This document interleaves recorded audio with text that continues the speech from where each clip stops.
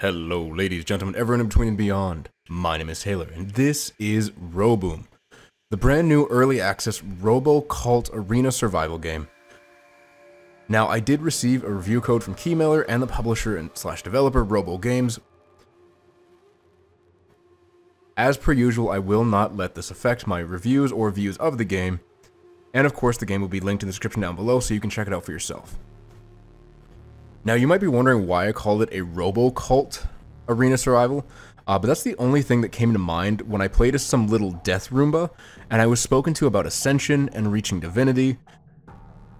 It felt very weird, and then when I died, I was transported to a hub world where they claimed that I was one warrior among many fighting the great evil, and if my efforts bore fruit, I would be rewarded.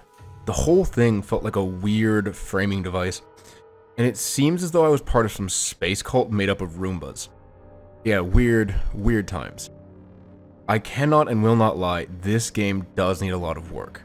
Now, it is in early access, so it's not feature complete, and I fully understand that. But the basic gameplay formula is like most arena survival games, with massive waves of enemies and different power-ups that you can claim as you level up. The interesting thing here is that you level up with experience, but you spend currency known as Robonium to purchase upgrades, and they are completely separate from one another. This also means that you can buy upgrades for previously chosen abilities for a higher cost as they appear, which is nice, and it's not just a guarantee that when you level you'll be able to get a better version. The skill currency known as Robonium, yeah, it's I don't know, it's a weird thing. They kind of add Robo in front of a lot of words as sort of joke that doesn't really land well.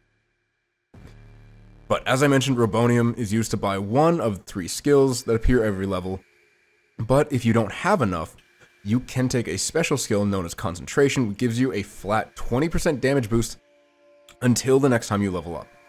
Now, I'm okay with this system because it allows you kind of bank currency if you choose to do so, and you still get a benefit. It's not like you're sacrificing the level to bank the currency without anything coming back to you. The skills are also pretty weird, as I don't understand how some of them work, even with the in-game descriptions. And it meant that I often didn't know which ones I should be purchasing, especially, say, the fairies. It says they bring dreams and haunt nightmares, but I could see they were having an effect. I couldn't quite tell what that effect was, though. Now, these skills are paired with new weapons that you can equip on either your right or left arm. You only get access to one weapon at a time after you've defeated a boss, though. This means that I never got more than one new weapon because I was only able to kill one major boss. The first that I tried out was a single shot, like very strong piercing weapon, and the second was more of a machine gun style. Both were kind of interesting and definitely had their own, positives and negatives to them, but I could see this creating a system where you kind of plan out your skills based on what your weapons are, and that maybe affects how you build out your character. Now, using these skills and weapons, you fight waves of indistinct alien creature things, and among them are mini-bosses, and all of the enemies have a chance of dropping different temporary power-ups or health, which is nice. Unfortunately to me, this is where the game falls a bit flat, as there's not a lot of enemy variety or complexity to the combat. Now, I get it, arena survivals don't always have the most complex combat, but this one especially felt just a little too simple. I can't even control what direction I'm firing in, and the auto lock wasn't my favorite either, as I couldn't figure out what the logic behind it was and how they were deciding to aim. It was never what was closest to me or just what was directly in front of me, because it did turn me around at times. Additionally, there is only one map and it feels very cramped when compared to other arena survival games. Now, with the aiming, it was not my choice to have it auto aim. This was just what was set by default, and I did not see an option to turn it off. Now, I've played mostly Scarlet Tower and Soulstone Survivors, but between those two, I have more than 120 hours, so I would like to think that I understand what I want from this genre and what I believe is good from this genre. I understand this game has just hit early access recently, and is, again, not feature complete, but the game didn't feel all that great. The enemies move very quickly, and not having the option to control where I'm aiming was really frustrating, because it felt like I was getting easily overwhelmed purely because I couldn't control where I was aiming.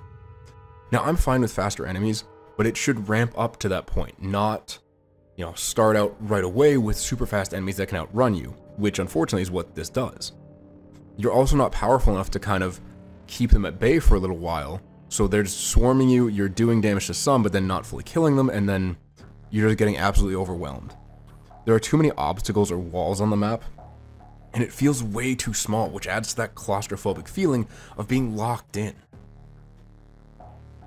Now, these issues are slightly alleviated when you take a skill that expands your field of view, but that actually makes me more mad, because this expanded field of view should be the default setting for being able to, route and understand what's happening around you. That situational awareness is super important. And the fact that the devs seem to know about this, but chooses to lock it all behind a skill, is kind of frustrating because they could make the game feel better, and they actively choose not to. The other part that I found frustrating is meta progression. Using the same Robonium that you use for your regular upgrades, you can buy your meta upgrades.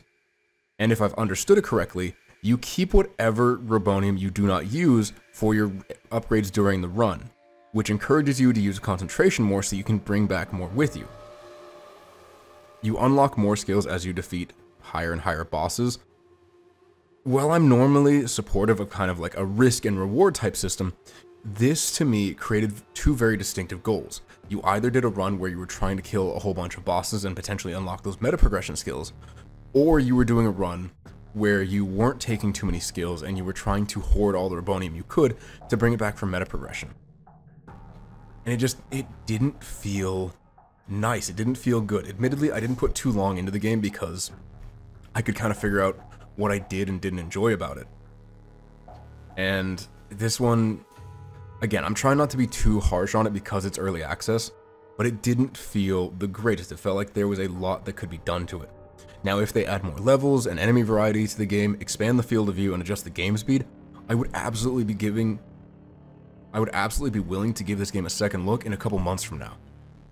It does retail for $6.50 Canadian, or your regional equivalent, so it is super cheap, but I can't recommend it in its current state. The game needs more time in the oven and more content, but if you are interested in trying it out for yourself, I have linked in the description down below, so do let me know what you think of the game, and honestly, what's your favorite arena survival game, or Vampire Survivors likes, or whatever you want to call it. Mine personally is Soulstone Survivors, and I do hope that this game is able to find its niche, because there are a sea of arena survival games out there, especially plaguing Steam, and if it can't find its own way, if it can't find its own unique mechanics, it will drown, and people will forget about it in a heartbeat. Anyway, let me know what you think about it, what you've seen, and once again, thank you, ladies, gentlemen, everyone in between and beyond, so much for watching, for being here. I'll see you in the next one. Bye-bye.